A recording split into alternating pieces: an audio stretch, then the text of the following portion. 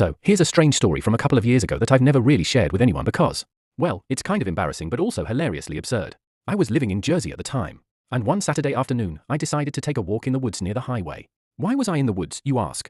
I wasn't exactly the outdoorsy type, but I had this phase where I just needed to get away from screens, my phone, and the noise of life. You know, just be one with nature.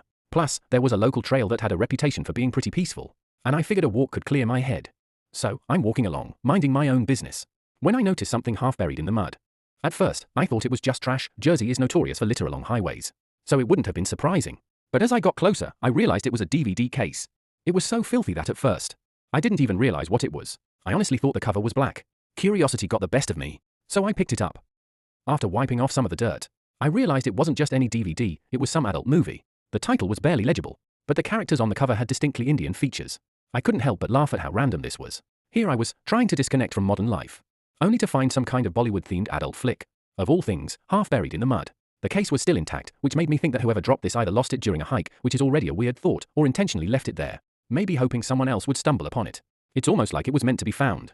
The rest of my walk was filled with ridiculous thoughts about who might have brought this out here. Maybe it was someone who had a weird idea of what a nature walk should involve. Maybe it was part of some bizarre scavenger hunt. When I got home, I couldn't resist.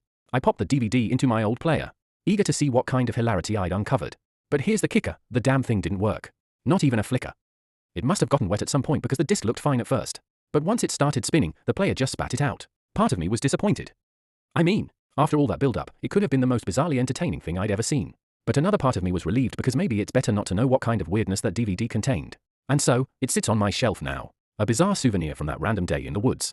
Sometimes I think about tossing it, but then I remember how strangely funny and absurd that moment was. And I just can't bring myself to get rid of it.